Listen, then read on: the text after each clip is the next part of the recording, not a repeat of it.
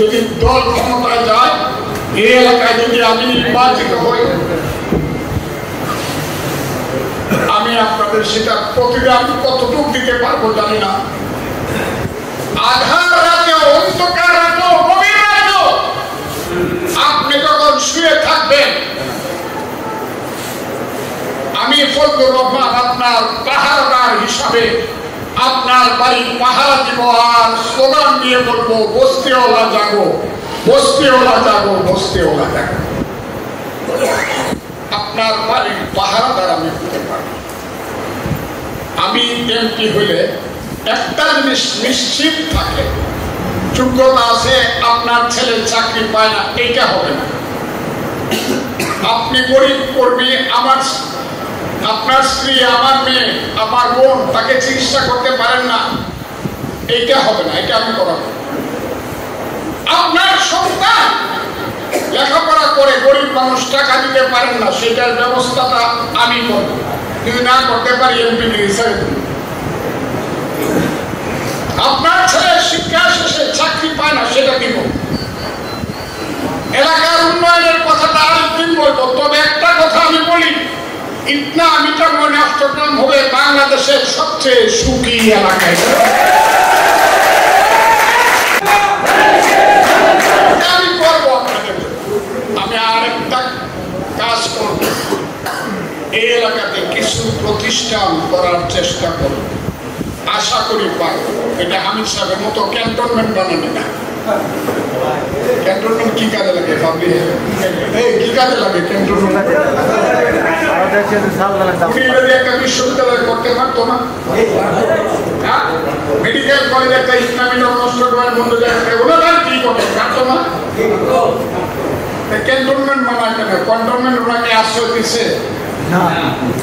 এখন কোন আশ্রয় নিতে হয় জামাতের আমিরের গোলাম আজমের ছেলে, তার শালা যে করিমগঞ্জ থেকে দাঁড়াইছে যে আটকাল, তারা গিয়া কম লাগে অতদিন তোরে আমি পাচ্ছি, এখন তুই আমার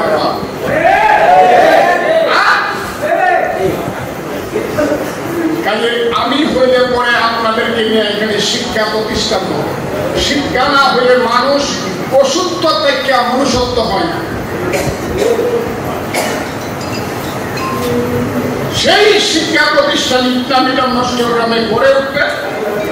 যুবক ছাত্র যারা আছে, শিক্ষিত অশিক্ষিত, তারা জীবনের দিশা পাবে। আর কিছু না হোক, সব কিছু না করতে পারলো, বুকে জড়ায় ধরে বলতে পারবো, বাবারে তোর জন্য কিছু করতে পারলাম না, আমাকে আরেকটু চেষ্টা করতে দে, আমাকে আরেকটু সময় দে।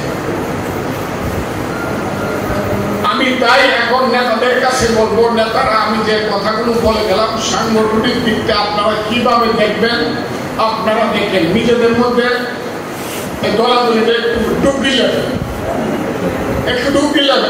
প্রেসিডেন্ট সেক্রেটারিকে দেখতে পাই না, সেক্রেটারি সাংগঠনিক সম্পাদককে দেখতে পাই না, সাংগঠনিক সম্পাদক জয়েন্ট সেক্রেটারিকে দেখতে পাই না। এইগুলা করলে পরে একটা জিনিস কি জানে, সেই সবচেয়ে হতভাগা সন্তান 5 বছর 10 বছর বয়সে যখন দেখলেন তার যে জন্মদাতা পিতা মাতা তাদের মধ্যে সারাসারি হয়ে গেছে, এই সন্তানের চেয়ে দুঃখী সন্তান পৃথিবীতে আর কেউ নাই। কথাটা কি আপনারা বুঝে? হ্যাঁ, তখন মাও পারে নেয় না, বা হলে না, হেডিয়া তাহে তখন বস্তিতে একটা কর্মী যখন কলমার থেকে আব্দুল্লাহপুর, আদমপুর, কাশফুল, দেওঘর, থেকে আইসা দেখে সভাপতি সেক্রেটারি 2 রকম কথা বলে, ওইটা হলো মা এবং বাপের মধ্যে বিচ্ছেদ হলে সন্তানের যে অবস্থা হয়, করবে কিন্তু সেই অবস্থা।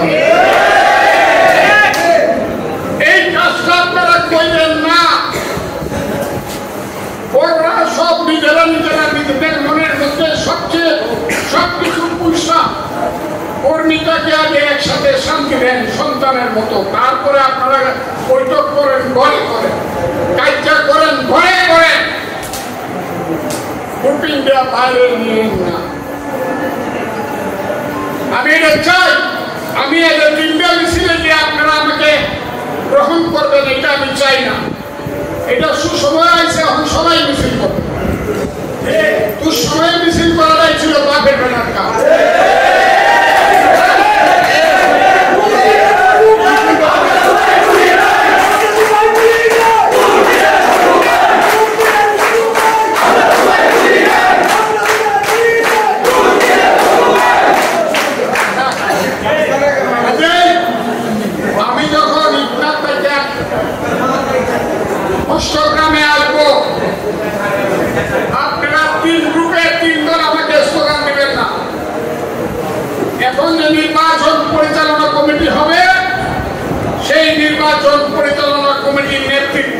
সবাই যাবেন। কথাটা ঠিক বলছি না?